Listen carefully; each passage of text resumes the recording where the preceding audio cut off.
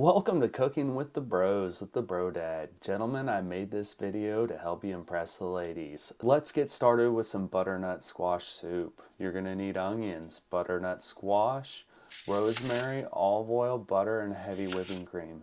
Let's go ahead and get those onions in a pan and get them sauteing. Add butter, rosemary, and brown them. Then we're going to prepare our butternut squash. Make sure you don't burn the onions. Get it all on a pan, set the oven at 350, put some more rosemary, and don't forget the olive oil. In about 30 minutes, it should look like this.